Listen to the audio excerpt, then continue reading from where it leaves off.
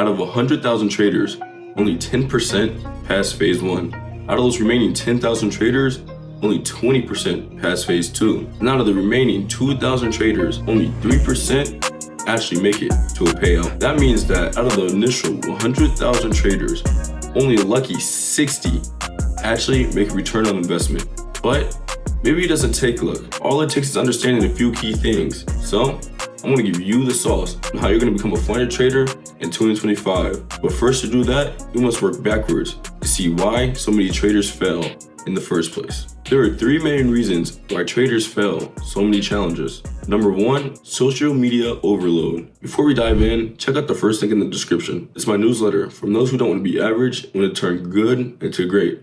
Inspired by the fear of being average, just scrolling on their phone, constantly seeing creators flex their 10+ monthly gains, driving their new Lambo or buying their new car, or I just bought a $3 million house with trading profits. And suddenly you're over leveraging, trying to chase those same results. Number 2 would be a lack of patience. You buy a challenge, and instead of focusing on the process, you start thinking about all the things that you can start purchasing and buying. Then, as you progress, this temptation does nothing but get worse. I've been there personally. I passed phase 1, and then as I get to phase 2, and I get closer and closer to my goal, I start thinking about all the things I could purchase, buy, as soon as I pass. But in reality, this is what actually put me 3 steps back. Now, number 3, not actually knowing how to trade. You have a couple of good weeks in profitability, and you start thinking, hey, if I'm doing good, I might as well try out a challenge. That was me. I used to try and convince myself by saying, if I'm gonna go ahead and learn, I might as well do it by taking a challenge. If I pass, I pass. If I lose, and then it was just another lesson. But here's the truth. While the trial and error approach may work, it's not worth all the money you're gonna burn. So now that we covered why the 99,940 traders that fail, let's focus on the 60 that make it. They know the gold. And instead of gatekeeping it, I'm gonna show you how it's done. Let me tell you this. I failed 8+ challenges in my first 2 years trading. Why? Because I didn't have the patience, and too many times I kept letting social media pressure dictate how I would trade. It wasn't until I had my epiphany or my aha moment until everything started to change for the better. First things first is reverse engineer the things we already talked about. It's about mastering patience, silencing social media when the time is right, and embracing the journey. Forget trying to hit a whole bag in 1 month. It's about those small compounding wins, taking your time. Here are the 3 most important things that I now learn and take with me as I take my challenges, and has been working ever since.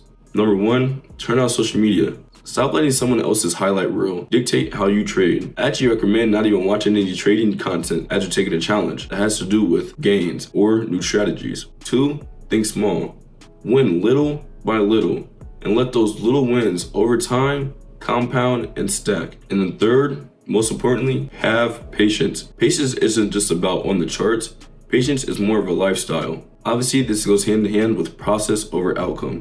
Having patience waiting for your trades, entry, exit, stop loss, take profit is great. But also having process in your journey. Too many times we see highlight reels and just other people doing good, or start thinking about all the things we can purchase and buy, and this actually puts us further and further into drawdown. If month after month you focus on 1 to 2% gains, you're gonna do a lot better. And I promise you, you'll be with those 60 traders that actually make a payout. I'm sure you heard the story growing up about the tortoise and the hare. It's exactly how trading is. Too many traders take off like the hare and they get gas at the end, go into drawdown, and end up blowing up. But in reality, we should all be like the tortoise, taking our time, compounding small wins, and over time, we will win, lasting way longer than those traders who took off spreading at the beginning. Another little trick I recommend trying is to get multiple small accounts and to focus on 1 at a time, stacking 1 to 2%. And then once you get your goal to 1 to 2%, you move into the next challenge. And you keep doing this month after month. You're not worried about passing a single challenge in 1 month, but instead of making your just 1 to 2%